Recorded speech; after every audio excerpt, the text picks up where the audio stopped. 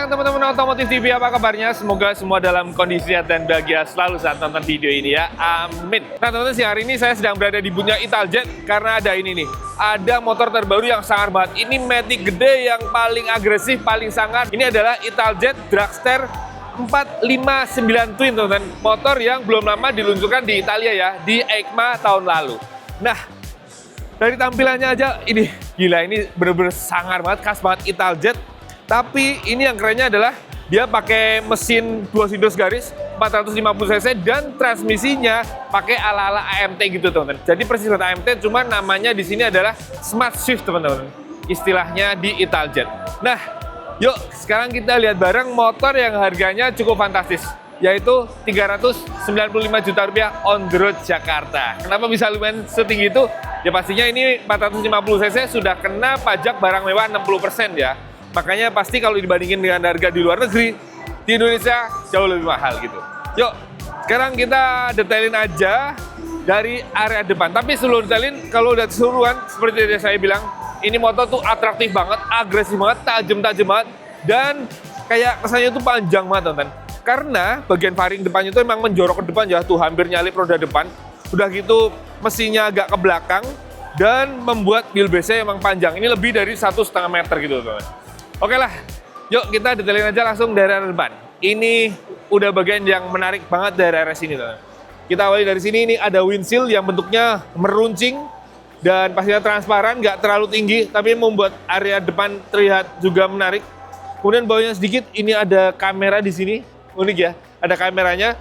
Lalu bagian lampu utama, ini yang bener-bener gayanya Italjet banget, teman-teman. Sebuah skutik yang memang sangar banget, tajam-tajam banget, teman-teman.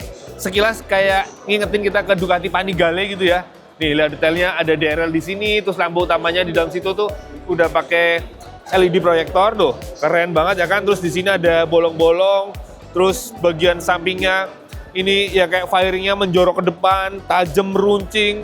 Dan di sini ada winglet, ada lubang-lubang, bolong-bolong. Ini bener-bener sangar banget. Terus lihat roda depannya, ini ditopang suspensi yang gede banget, teman-teman. Dia pakai upside down, pakai Marzocchi.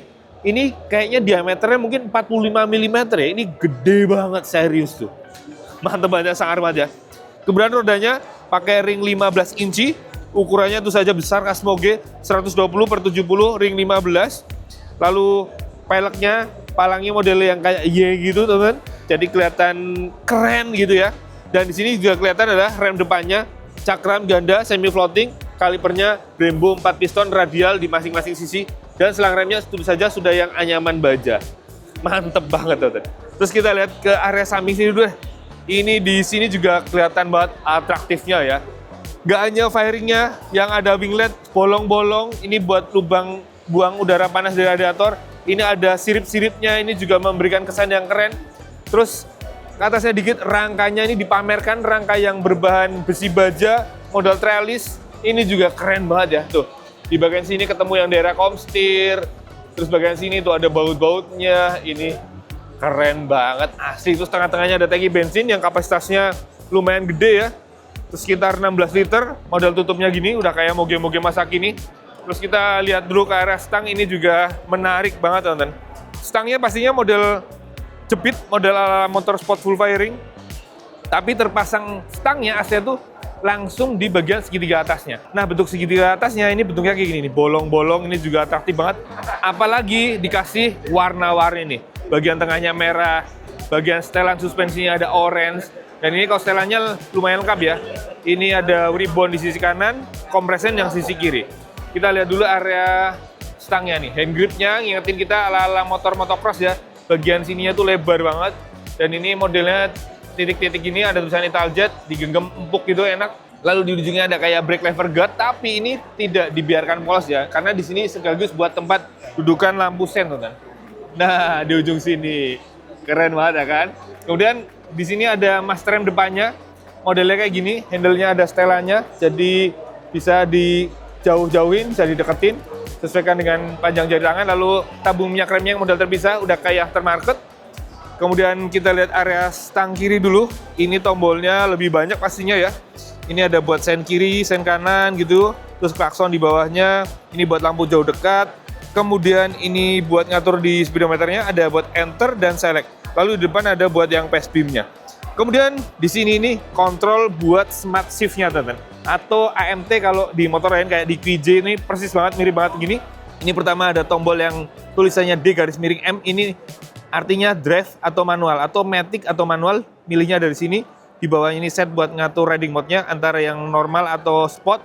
Lalu ini tombol buat naik dan nurunin gigi kalau pakai mode yang manual, teman-teman. Ini ngurangin gigi, yang kalau dari depan ini untuk naikin gigi. Lalu di sini pastinya ada handle rem belakang, sama persis ada setelannya, dan lampu sen kiri di sebelah sini. Oh ya, tadi yang kelihatan kita belum lihat tombol-tombol di stang kanannya. Di sini ada buat engine cut off, ini buat hazard, dan starter pastinya. Oke, sekarang kita lanjut lihat panel instrumennya yang sudah TFT full color, tapi ukurannya kayaknya mungkin sekitar 5 in gitu ya. Terus kalau dari tampilannya cukup familiar ya, sekilas mirip-mirip miliknya QJ Motor. Isinya ada apa aja sih? Yang pasti utama ada kecepatan di sini, kemudian ini ada gear position, ini tachometer, angkanya sampai 12.000 rpm, return mulai 9.000 rpm, ini fuel meter, kemudian di sini ada odometer, trip A dan trip B. Kemudian di bawahnya ini ada suhu coolant-nya. Lalu di bagian atas ini ada lambang Bluetooth dan sinyal karena bisa terhubung dengan smartphone, teman-teman, termasuk dengan baterainya di sini. Lalu ini riding mode-nya antara yang normal atau sport. Kemudian di sini jam. Lalu ini riding mode-nya, teman-teman, antara manual atau matic ya. Kalau D matic, ini manual. Lalu ini peringatan kalau tekanan ban kurang, dan di sini ada beberapa lampu-lampu, teman-teman. Ya, ini lampu ABS, ini lampu netral, tekanan oli dan sebagainya ada di sini. Kemudian kalau kita masuk ke dalamnya, ini ada beberapa yang bisa kita lihat.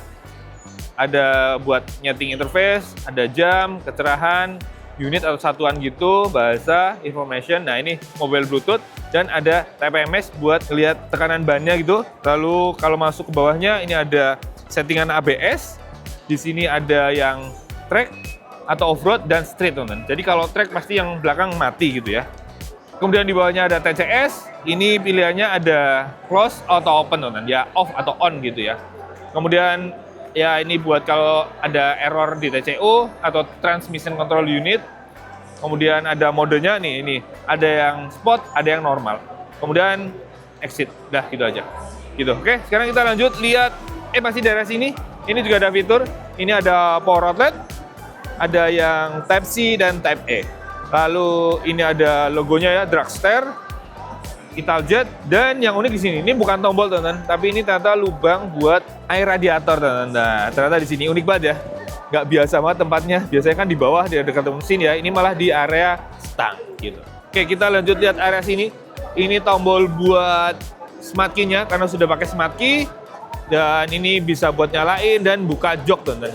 Terus kita lihat di sini bawahnya, tadi tangki sudah kita lihat bareng. Geser ke belakangnya ada jok. Nah, ini joknya keren banget sih, asli. Bagian atas ini yang kulitnya modelnya agak titik-titik itu, yang di samping ini yang motif karbon, di depannya ada dikasih ornamen gini, garis-garis. Lalu ke belakangnya ini ada pemisah antara yang buat pengendara dan pembonceng. Nih, ada ornamen gini, ini dari plastik, lalu bolong-bolong dari sini. Kemudian ini bahkan tembus ke belakang ya, bolong ke belakang. Kemudian di atasnya joknya yang buat pembonceng bentuknya dong meruncing ya, kayak anak panah gitu.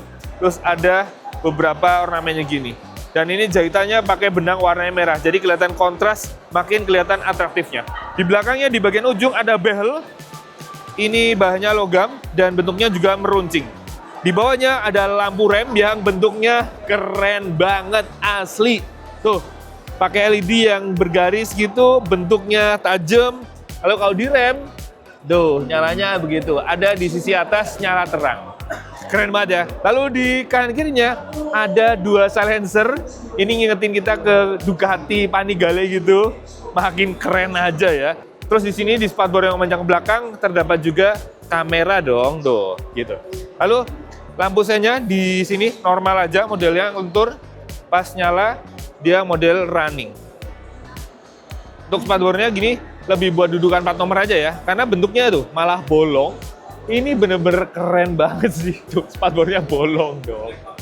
Keren ya, asli keren banget. Oke, sekarang kita lihat area roda belakangnya. Nih, bannya sama pakai ring 15 inci. Ukuran bannya itu cukup lebar ya, 160 per 60 ring 15. Bannya pakai Pirelli Diablo Scooter. Lalu di sini ada rem belakangnya, cakram lumayan besar, dan pastinya ABS juga. Tadi ABS-nya bisa dimatikan yang belakang. Kalipernya Brembo 2 piston. Lihat lengan ayunya, wow, ini bentuknya juga keren ya. Tuh, kayak banana, terus ada penguatnya ke atas, bolong gitu. Terus finishingnya juga rapi banget, cakep banget. Terus di sini ada hagernya. Ini bahannya plastik, tapi finishingnya pakai motif karbon gitu, teman-teman. Jadi keren banget gitu ya. Terus di sini ada pijakan kaki buat pembonceng. Ini terpasang ke bagian rangka tengah sini, menjorok keluar gitu. Terus ini di atasnya ada karetnya biar tidak terlalu licin. Bentuknya juga atraktif juga. Pipih gitu, bener-bener tidak dibiarkan normal kayak pijakan kaki umumnya ya. Asli keren banget gitu, teman-teman. Oke, sekarang kita lihat suspensi belakang. Karena suspensinya aslinya di sebelah kiri nih, sebelah sini. Monosoknya ada di sini, modelnya miring. Terpasang di bagian rangka sebelah sini, ujung atasnya, ujung bawahnya di sini ya. Di bagian lengan ayun sisi atas tanpa link gitu ya. Ini pakai Marzocchi, ada setelan preloadnya di sini, dan ini ada setelan compression atau ribbon gitu di sini, teman-teman. Dan tidak hanya ada di sini, tapi ada juga yang sebelah kanan. Nah, yang kanan itu ternyata fungsinya buat ngatur ketinggian motornya, teman-teman. Jadi ini bisa diputer-puter. Nih, kalau dia makin memanjang, artinya motor makin ceper. Tapi kalau makin diputar ke kiri, minus, dia akan makin tinggi. Tuh, dia makin ketarik, maka motornya malah makin tinggi. Nah, kenapa bisa bikin lebih tinggi, lebih rendah? Ternyata ini asnya, jadi kalau ketarik ke sana, bagian ujung sana tuh berdudukan suspensinya, maka akan ke depan. Maka akan meninggi. Kita lihat sebelah sini aja nih. Nah, nih, karena dia tumpuannya itu tidak benar-benar tepat di tengah.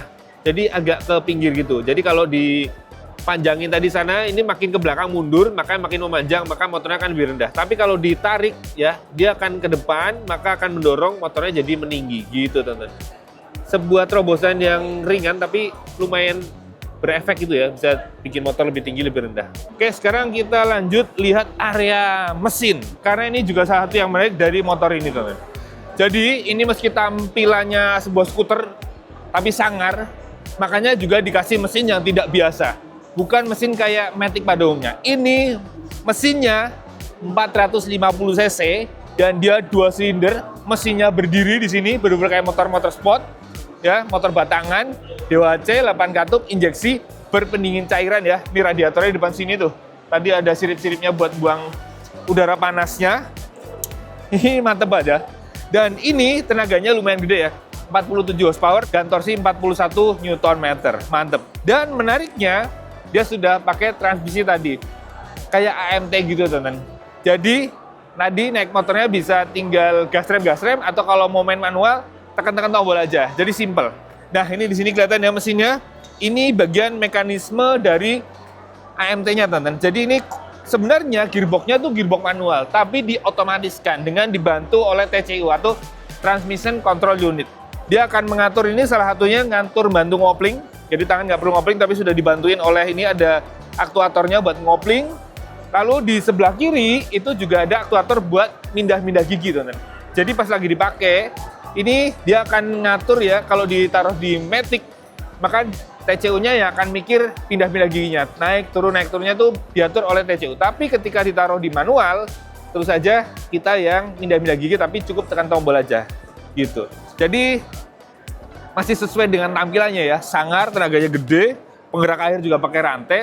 Tapi kalau lagi malas pindah-pindah gigi pakai tombol, ya udah taruh di D aja, tinggal gas rem. Kalau pengen yang agresif, tinggal taruh di mode yang sport, maka pindah giginya dia akan di RPM yang lebih tinggi gitu, teman-teman. Mantap ya, keren ya. Terus kalau kita perhatikan detailnya ini juga menarik ya, terutama knalpotnya itu dari silinder turun ke bawah, lalu di sini ada tabung gitu, peredamnya gitu, ini ada pelindungnya. Terus tadi pipanya naik ke atas, ke belakang, teman-teman. Silencernya di belakang ada 2 biji. Keren banget ya, cakep banget asli. Kita lihat sebelah kiri deh, lihat pijakannya. Nah, ini area kirinya tuh, teman-teman, nih bak magnetnya, terus tuh bagian buat aktuatornya ada di dalam sini. Lalu pijakannya ada begini, pijakannya jadi hanya satu posisi ya, tidak kayak Matic umumnya yang bisa selonjoran gitu. Ini tetap di sini kayak motor sport. Ini di atasnya ada karetnya yang empuk banget, teman-teman. Nah, ini buat buangan udara panas dari radiator kayak gini sebelah kiri. Nah, di sini yang menarik juga standar sampingnya, teman-teman. Tuh lihat, bentuknya begini dong. Ini pakai logam cetak gitu. Bentuknya bukan cuma lurus saja, tuh ada pipih-pipihnya, ada lekuk-lekukannya, di ujungnya ada jalurnya. Keren emang ya, mereka benar-benar mikirin segala detail gitu. Keren banget. Nah, terus gimana dengan posisi berkendaranya? Yuk kita cobain bareng. Apakah tinggi banget? Jadi ini tinggi joknya 815 mm, sebenarnya nggak terlalu tinggi ya. Tuh, makanya saya kaki bisa napak ketika kedua kaki turun, dan ini setelan yang paling ceper. Cuma memang joknya tuh lumayan lebar ya, jadi kaki agak ngangkang. Terus pas naik kakinya ternyata posisinya gini, posisi yang cukup netral ya. Nggak terlalu maju banget, tapi juga nggak mundur banget. Dan bukan yang nangkring ini, jadi harusnya mesti nyaman. Terus stangnya pas gue kerasa lebar, ya, dan kerasa jauh. Terus pas diayun, suspensinya ternyata masih lumayan empuk untuk yang depan.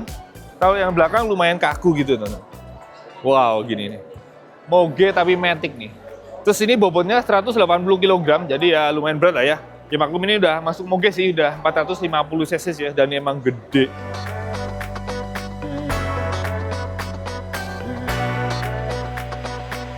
Oke, itu aja teman-teman. Kita lihat bareng sebuah matic yang sangar banget, Italjet Dragster 459 Twin, model terbarunya dari Italjet yang baru saja masuk Indonesia dan dipamerkan di IMS 2026. Gimana menurut teman-teman? Coba tulis di kolom komentar ya. Dengan harga 395 juta, gimana? Karena ini lumayan lebih murah dibanding Yamaha T-Max gitu ya. Kalau T-Max tapi dapat motor dengan mesin 560 cc sih, dan kaki bisa selonjoran. Tapi kalau dari desain, ini paling keren banget sih, ini keren banget. Dan transmisinya apalagi sudah pakai AMT, jadi nggak pasrah cuma gas rem. Kalau ini masih bisa main-mainin tombol gitu ya. Mantep sih.